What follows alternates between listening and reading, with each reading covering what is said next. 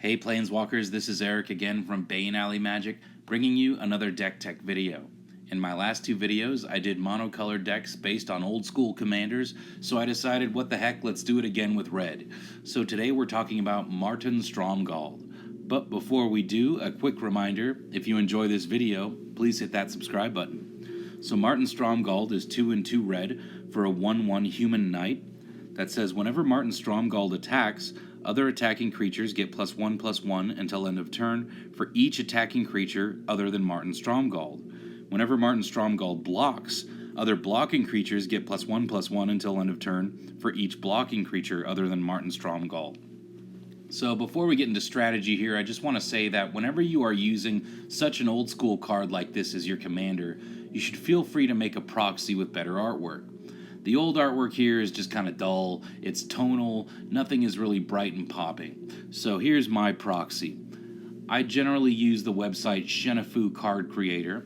It works good, though you need to generate a URL for whatever image you choose. For making URLs, the website tinypic.com is a good option.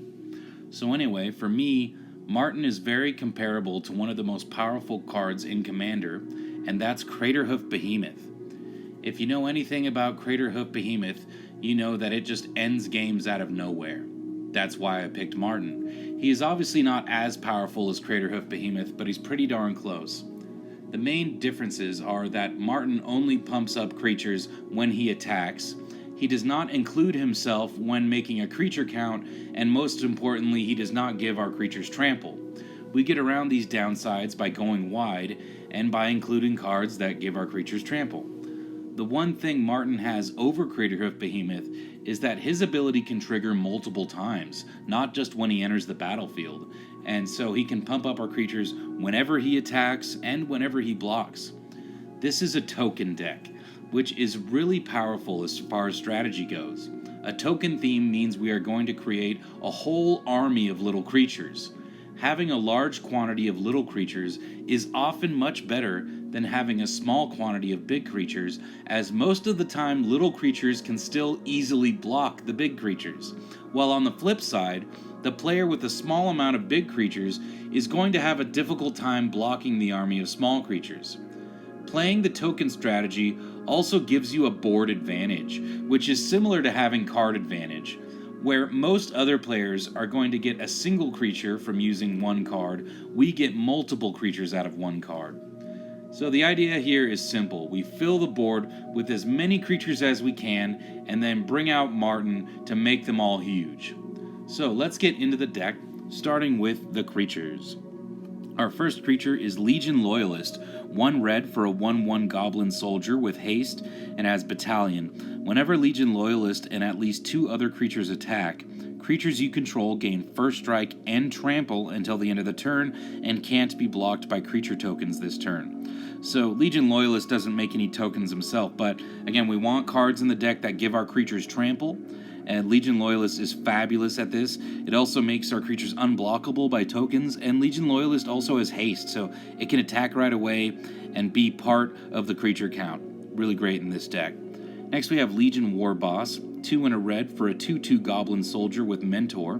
Whenever this creature attacks, put a +1/+1 counter on target attacking creature with lesser power. At the beginning of combat on your turn, create a 1/1 red goblin creature token. That token gains haste until the end of the turn and attacks this combat if able. Next is Seasoned Pyromancer, 1 and 2 red for a 2/2 human shaman.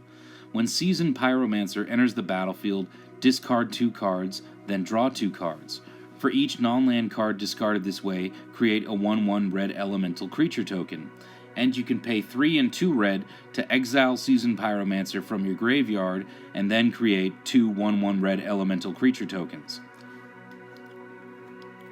Next we have Hanweir Garrison, 2 and a red for a 2/3 human soldier.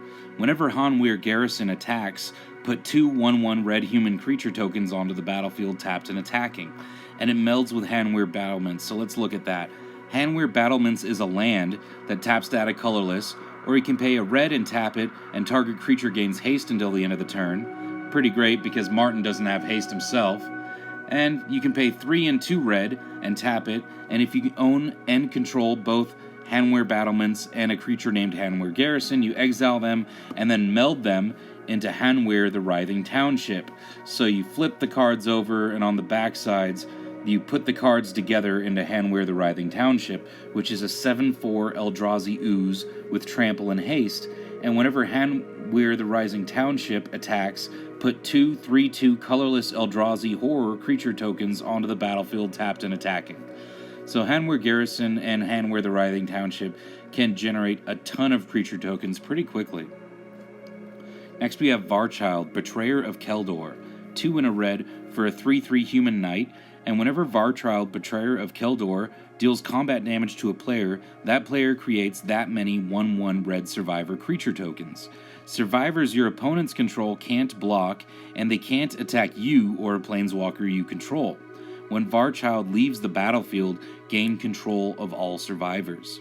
So it's great that the survivors can't attack you when your opponents control them, and they can't block at all. So it basically just incentivizes your opponents to just attack each other with them. So that's pretty great at creating some chaos. And at the end, when Varchild leaves the battlefield, you get all those tokens under your control. Excellent. Next we have Archetype of Aggression, 1 and 2 red for a 3/2 human warrior that says creatures you control have trample, and creatures your opponents control lose trample and can't have or gain trample. This is probably the most underrated archetype of all of them. There's lots of archetypes. If you look them up, there's one for every color. They basically all do the same thing. They give all of your creatures something, and they take that something away from all of your opponent's creatures. But this is a really fabulous one, especially in this deck, again, because we want things that give our creatures trample. Next we have Combat Celebrant, 2 in a red for a 4/1 human warrior. If Combat Celebrant hasn't been exerted this turn, you may exert it as it attacks. When you do, untap all other creatures you control, and after this phase, there is an additional combat phase. An exerted creature won't untap during your next untap step. So Combat Celebrant is really important in this deck for giving us an extra combat phase, and that's going to trigger Marton's ability again. So it's kind of like, almost like you're giving you are basically giving all of your creatures another +1/+1, and they get to attack again.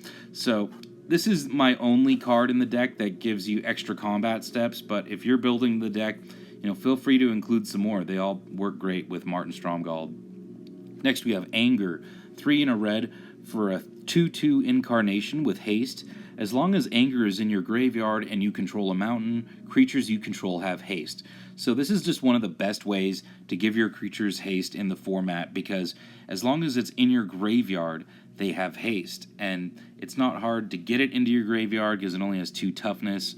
And yeah, it's very hard for your opponents to deal with unless they can exile your graveyard. Whereas other things that give your creatures haste, such as Hammer of Perforos, are really easy to destroy.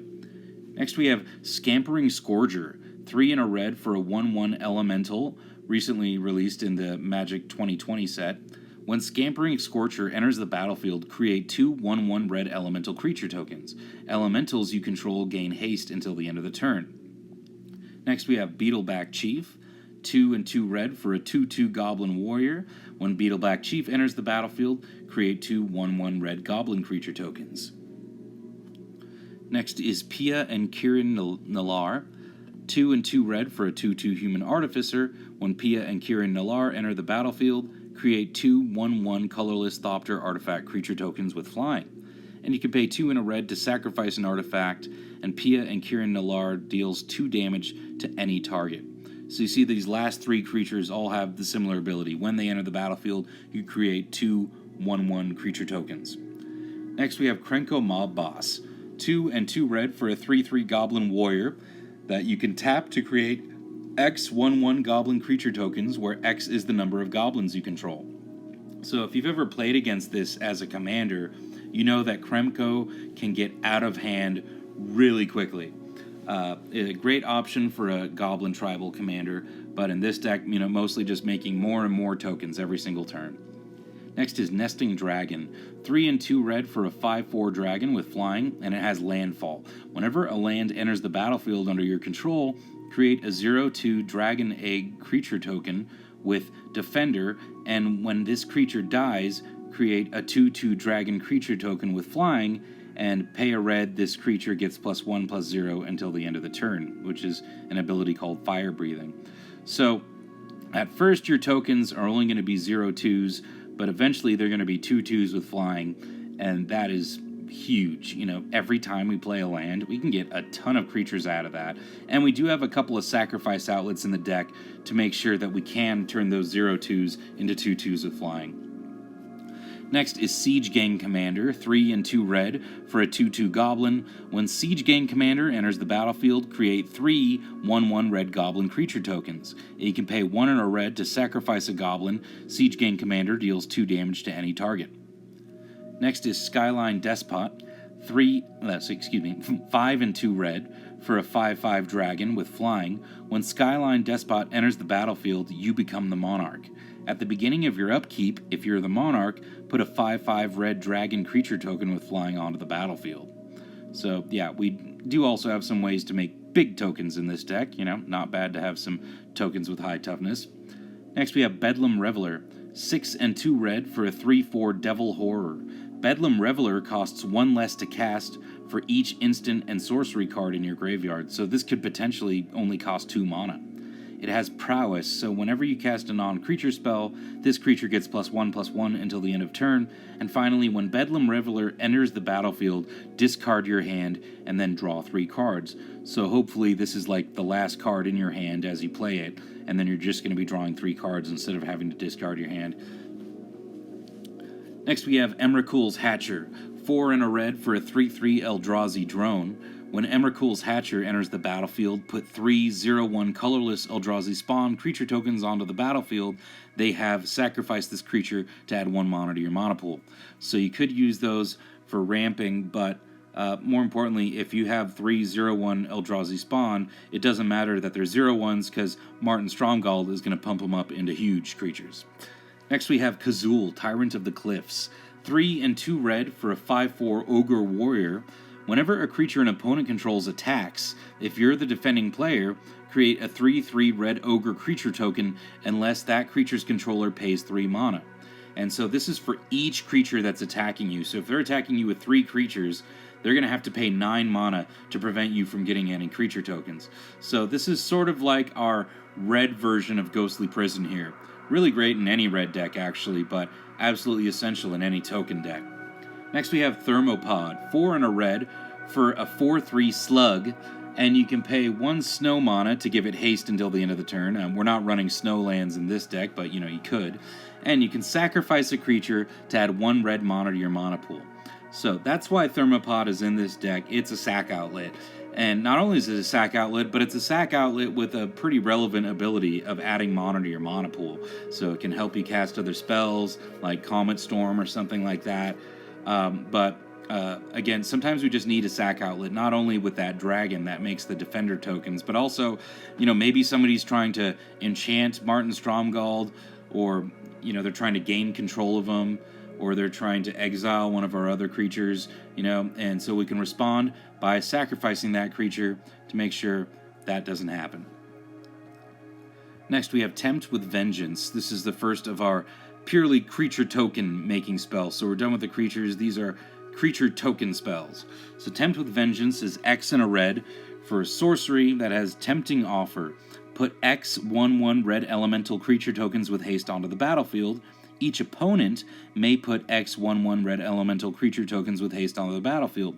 For each player who does, you put another X 1/1 red elemental creature tokens with haste onto the battlefield. So if any of your opponents actually takes up the Tempting Offer, that's just great for you. Most of the time they won't, but this is just an awesome spell. X and a red to make X 1/1 creature tokens, that's a great deal. Next we have Hordley Outburst, 1 and 2 red for a sorcery, create 3 1/1 red goblin creature tokens. 3 creatures for 3 mana, great. Next we have Goblin War Party, 3 and a red for a sorcery, choose 1. Either create 3 1/1 red goblin creature tokens, or creatures you control get +1/+1 and gain haste until the end of turn. And you can entwine it for another 3, so for 2 and a red, you choose both. So the second ability of giving your creatures +1 and +1/+1 in haste is pretty relevant because, like I said, giving Márton Stromgald haste just makes him super powerful. Next, we have Goblin Rally. 3 and 2 red for a sorcery. Put 4/1/1 red goblin creature tokens onto the battlefield. Sweet. Then we have Mog Infestation. 3 and 2 red. Destroy all creatures target player controls. For each creature that died this way, put 2/1/1 red goblin creature tokens onto the battlefield under that player's control. So we're going to target ourselves with this, and it's going to double the amount of creature tokens we have. That is just fabulous. A really powerful card for any red token strategy. Next we have Flurry of Horns. 4 and a red for a sorcery. Put 2/2/3 red Minotaur creature tokens with haste onto the battlefield. This is our next, sort of make a couple of big creature tokens. Sometimes that is relevant. Next we have Devil's Playground. 4 and 2 red for a sorcery. Put 4/1/1 red devil creature tokens onto the battlefield. They have, when this creature dies, it deals 1 damage to target creature or player. So not only are you getting 1/1s, but if they die, they'll deal some extra damage, so you're definitely going to get some value out of them. Next we have Tybalt, Rakish Instigator, the first of our Planeswalkers. So now we're getting into our Planeswalkers, which we have about 5, and some of them make tokens. So Tybalt, Rakish Instigator is 2 and a red for a Planeswalker that enters with 5 loyalty. He says your opponents can't gain life, so that's a static ability. And for -2, you create a 1/1 red devil creature token with, when this creature dies, it deals 1 damage to any target. Sweet. Next is Chandra, Fire Artisan. 2 and 2 red for a Planeswalker that enters with 4 loyalty counters. Its static ability is whenever 1 or more loyalty counters are removed from Chandra, she deals that much damage to target opponent or Planeswalker. So she punishes your opponents for attacking her. And for +1, you exile the top card of your library. You may play it this turn. -7, exile the top 7 cards of your library. You may play them this turn. This is in here just mainly as a form of card advantage, right? Just being able to exile the top card of our library and play it is not a bad ability at all. Next we have Koth of the Hammer. 2 and 2 red for a Planeswalker that enters with 3 loyalty. For +1, you untap target mountain. It becomes a 4/4 red elemental creature until end of turn. It's still a land. -2, add 1 red mana to your mana pool for each mountain you control. Finally, -5, you get an emblem with mountains you control have tap. This land deals 1 damage to any target. So, Koth of the Hammer is mainly in here for that first ability, just giving us an extra creature whenever we need it. Once per turn, that is. And, that -2 ability comes in handy all the time. Add 1 red mana to your mana pool for each mountain you control. That could be a lot of mana. Next is Chandra, Torch of Defiance. 2 and 2 red for a Planeswalker that enters with 4 loyalty, and she has 4 abilities.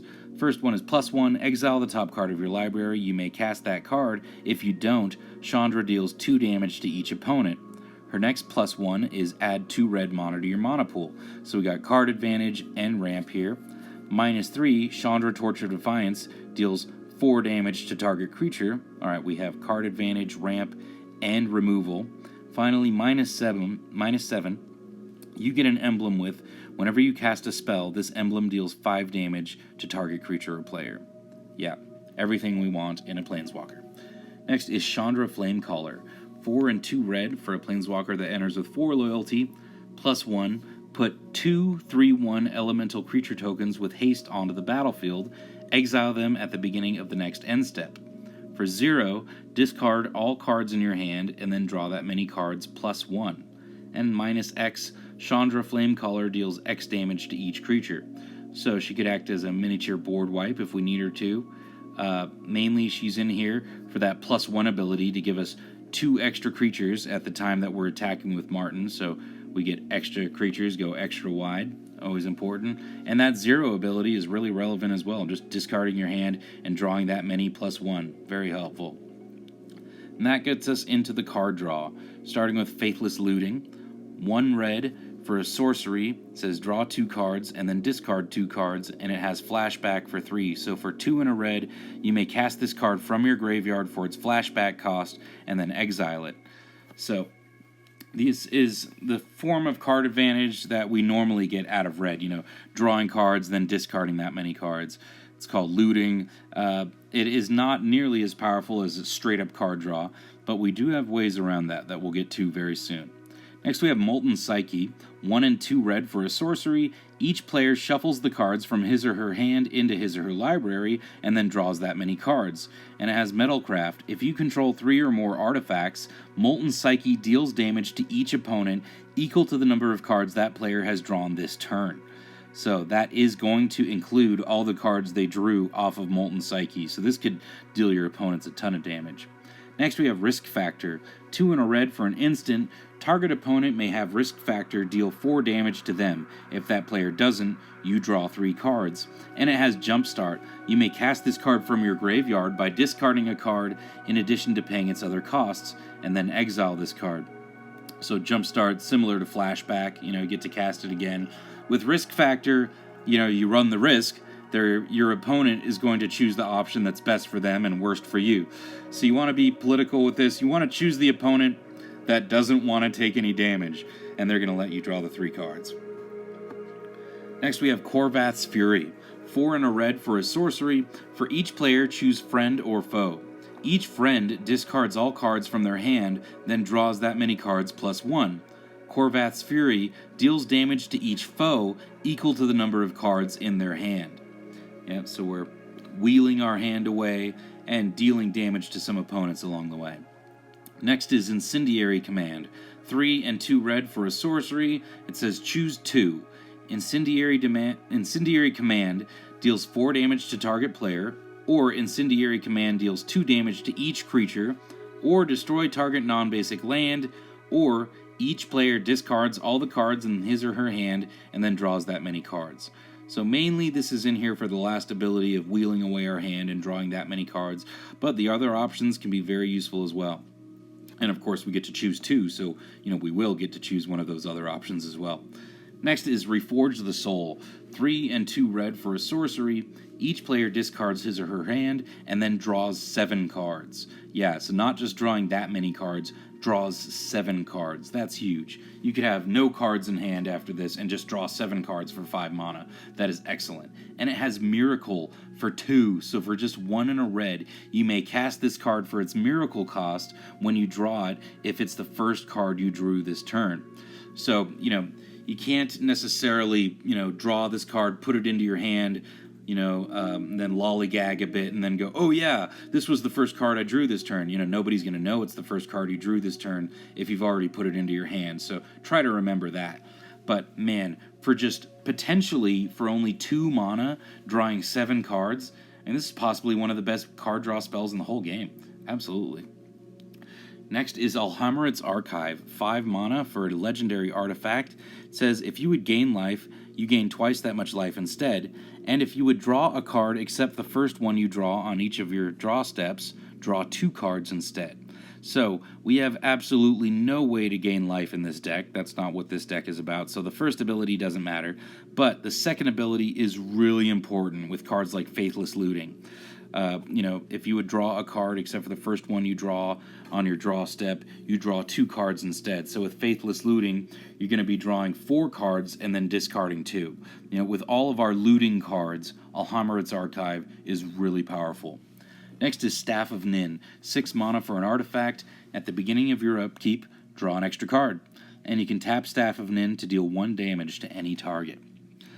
Alright, so next we have our ramp. As always, we have Soul Ring. Next is Mind Stone, 2 mana for an artifact that you can tap for a colorless, or you can pay 1 and tap it and sacrifice it to draw a card. Next is Ruby Medallion, 2 mana for an artifact that says red spells you cast cost 1 less to cast. Yeah, every single red spell. Since we're a mono-red deck, this means pretty much almost every single spell we cast is 1 less to cast, and that can accumulate a lot of extra mana over the course of a turn. Next we have Extraplanar Lens, 3 mana for an artifact with Imprint. When Extraplanar Lens comes into play, you may remove target land you control from the game. The removed card is imprinted on this artifact. Whenever a land with the same name as the imprinted card is tapped for mana, its controller adds 1 mana to his or her mana pool of any type that land produced. So, Extraplanar Lens is kind of an expensive card, but if you're a commander player, I suggest you get at least 1. and, just move it around your monocolored decks whenever you're playing that deck. Pull out your extra planar lens and put it in the deck, because it's doubling all of your mana for just 3. That is really great. Yes, it does also double your opponent's mana if they have lands with the same name, but most of the time your opponents are playing multicolored decks, so they're not going to have nearly as many of those lands as you do. And if you're playing snow-covered lands, then only you are going to get that ability, because the odds are that your opponents aren't playing snow-covered lands. And so it's just a one-sided double up your mana for 3. That is great. Next is Commander Sphere, 3 mana for an artifact that you can tap to add 1 mana of any color in your commander's color identity, or you can sacrifice Commander Sphere to draw a card. And you can actually do both on one turn. You could tap it to add mana and then sacrifice it, because you don't have to tap it to sacrifice it. So pretty great in any commander deck. I like having cards that both ramp and draw you cards. Next is Hazard's Monument, 3 mana for a legendary artifact. Red creature spells you cast cost 1 less to cast. Whenever you cast a creature spell, you may discard a card. If you do, draw a card. Excellent. Every time we cast a creature, we get to loot, and all of our creatures cost 1 less to cast. That's awesome. Next is Thran Dynamo, 4 mana for an artifact that taps to add 3 colorless mana to your mana pool. Great card, enough said. Next is Gauntlet of Power, 5 mana for an artifact. As Gauntlet of Power comes into play, choose a color. Creatures of the chosen color get +1/+1, and whenever a basic land is tapped for mana of the chosen color, its controller adds 1 mana of that color to his or her mana pool. So, this is doubling up all of our mana and pumping up all of our creatures. Yes, it helps our opponents as well, but again, how many of our opponents are going to be playing mono red? Probably very few, if not none. Next is Caged Sun, 6 mana for an artifact, and as it enters the battlefield, choose a color. Creatures you control of the chosen color get +1/+1, and whenever a land's ability causes you to add 1 or more mana of the chosen color, add 1 additional mana of that color. Again, this is pumping up all of our creatures and doubling all of our mana. That's huge. Let's move on to the removal, starting with Red Elemental Blast. 1 red for an instant, choose 1. Either counter target blue spell or destroy target blue permanent. This is mainly in here to counter spells. If somebody's trying to counter Márton Stromgald or one of our other powerful cards, this will counter that counter spell. Or it can just destroy any target blue permanent. That's excellent for just 1 red mana. Destroy your opponent's blue commander for just 1 red. Not a bad deal at all. Next is Subterranean Tremors. X and a red for a sorcery. Subterranean Tremors deals X damage to each creature without flying. If X is 4 or more, destroy all artifacts. If X is 8 or more, put an 8/8 red lizard creature token onto the battlefield. Unfortunately, we are running a few artifacts in the deck, so we'll be losing our artifacts if X is 4 or more, so most of the time we're going to want X to just be like 3. But, sometimes that's exactly what you need. Sometimes you need to destroy all your opponent's artifacts, and if it's 8 or more, you end up with an 8/8 lizard. That's like a one-sided board wipe. I mean, not exactly one-sided, but it's a board wipe where you're left with a huge creature afterwards. Great deal. Next is Comet Storm. X red for an instant with multi-kicker 1. You may pay an additional 1 any number of times as you cast this spell. Choose target creature or player, then choose another target creature or player for each time Comet Storm was kicked. Comet Storm deals X damage to each of them. So if you have a ton of mana, Comet Storm can actually just end the whole game. If you're doubling up all of your mana, and then maybe you sacrifice all your creatures with Thermo Pod, so you have that much more mana, Comet Storm can just kill all of your opponents at once. Pretty great card. Sort of our secondary win condition. Next is Sweltering Suns. 1 and 2 red for a sorcery. Sweltering Suns deals 3 damage to each creature, and you can cycle it away for 3 mana, so you can pay 3 to discard it from your hand and draw a card. Sometimes you don't need a board wipe, so you just replace this with another card. Great. Next is Chaos Warp. 2 and a red for an instant. The owner of target permanent shuffles it into his or her library, then reveals the top card of their library. If it's a permanent card, they put it onto the battlefield. So This is Red's way of dealing with enchantments and, kind of dealing with anything, because it's target permanent, and it doesn't matter if it's indestructible, because it's just getting shuffled into their library. Yes, there is a chance they might get something better out of the deal, so, you want to be selective with this and make sure you're getting rid of something that's really nasty. Next is Burn Away. 4 and a red for an instant. Burn Away deals 6 damage to target creature. When that creature dies this turn, exile all cards from its controller's graveyard. So this helps against graveyard decks. It also really helps against cards like the Locust God or the Scorpion God, one of those gods that's going to get back into your opponent's hand at the end of the turn. Well, this will exile it before the turn is over. So that's great. 6 damage is usually enough to pretty much kill any creature we want as well. Next is Blasphemous Act, 8 and a red for a sorcery. This spell costs 1 less to cast for each creature on the battlefield. Blasphemous Act deals 13 damage to each creature.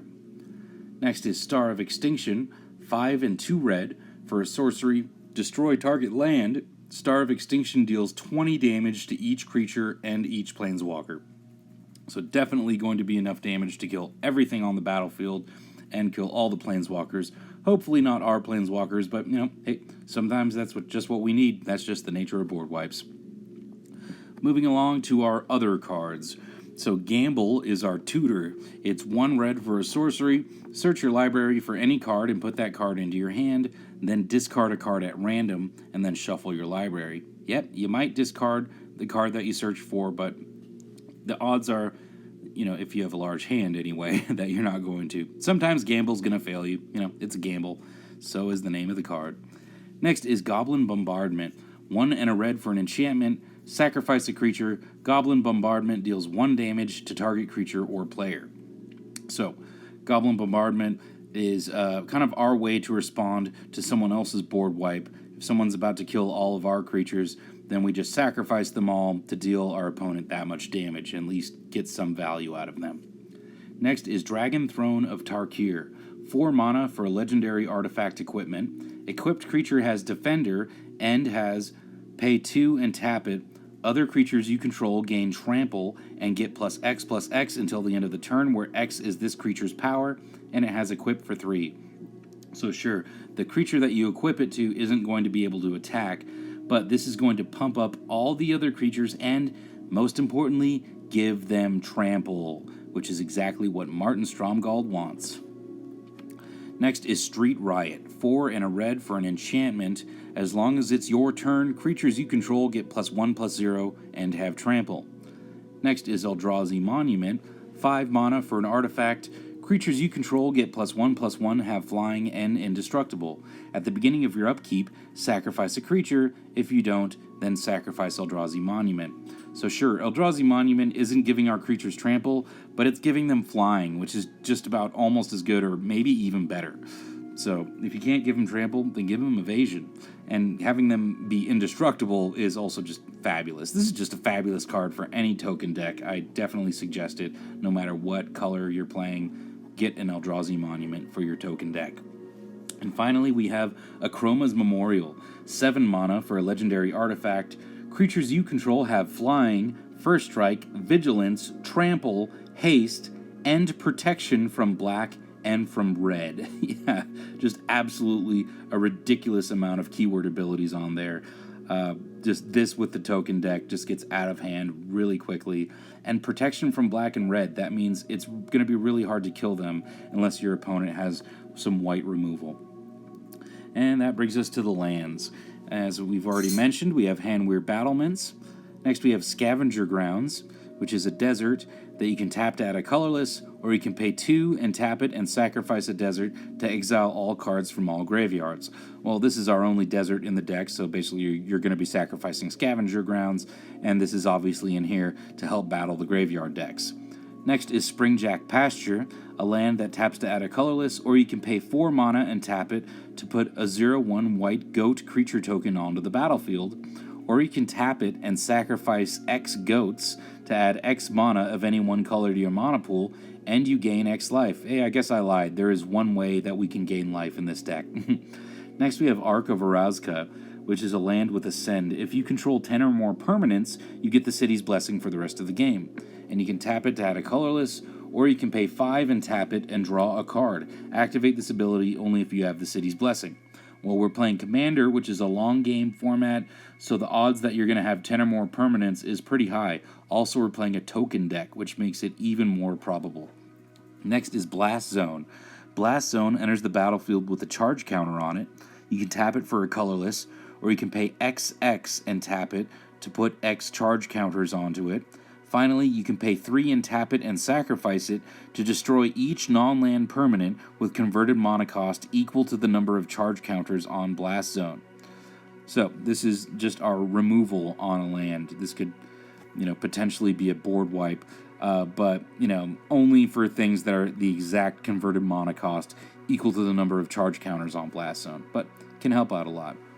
Next, we have Temple of the False God, a land that taps to add 2 colorless mana to your mana pool. Activate this ability only if you control 5 or more lands. Again, we're playing a long game format where you really need lots of lands. So if you don't have 5 or more lands, you're probably just losing the game anyway. So I put Temple of the False God in every deck. It pretty much has never failed me. I love this card. So if you don't own one, get one, try it out. I guarantee you're going to love it. Again, if you don't have 5 or more lands, don't blame Temple of the False God. That's just you losing the game. Next, we have Dormant Volcano, a land that enters the battlefield tapped. When Dormant Volcano enters the battlefield, sacrifice it unless you return an untapped mountain you control to its owner's hand. And finally, this taps to add both a colorless and a red mana to your mana pool. So this taps to add 2 mana to your mana pool. Sounds pretty bad, so let me explain. Dormant Volcano and cards like it are basically like what I consider to be ramp on a land. It's not exactly ramp, it's more like you get an extra land drop out of it. And playing Commander, this long game format, it's very likely that we're eventually going to get to a turn where we miss a land drop. So having anything that kind of guarantees we get that extra land drop, to me, is like having ramp. Another great thing about it is you're basically using 2 lands to net yourself an extra mana on the battlefield, which is similar to ramp cards like Farseek, right? Farseek, you got to pay 2 to search your library for a land and put it on the battlefield. This is similar. You're having it enter the battlefield tapped, which is like you're using 1 land, and you're returning another land to your hand, which is like you're using another land. It's basically you're using 2 lands to net yourself an extra mana on the battlefield. I love it. Next is Shinka, the Blood-Soaked Keep, a legendary land that taps to add red to your mana pool, or you can pay a red and tap it. Target legendary creature gains first strike until the end of the turn. Next, we have Flamekin Village, a land that adds 1 red mana to your mana pool, by tapping it, of course, or you can pay a red and tap it. Target creature gains haste until the end of the turn. Again, we love to give Marton Stromgald haste. And as Flamekin Village enters the battlefield, you may reveal an elemental card from your hand. If you don't, Flamekin Village enters the battlefield tapped. Well, if you go back to the creature list, there is 1 elemental creature in the deck, so, hey, maybe this will enter untapped. Next, we have Gitu Encampment. Gitu Encampment, a land that enters the battlefield tapped. You can tap it to add a red to your mana pool, or you can pay 1 and a red to have it become a 2/1 red warrior creature with first strike until the end of the turn. It's still a land. So this is our man land. We just want it in here to act as 1 extra creature. So when Marton Stromgald's ability triggers, we're giving all of our creatures an additional +1/+1 because we have that 1 extra creature out. And finally, we have 27 mountains, and that makes 37 lands. So that's it. That's the Marton Stromgald Commander deck tech. I hope you enjoyed it. If you do, hey, please hit that like button or that subscribe button. This is Eric from Bane Alley Magic signing off.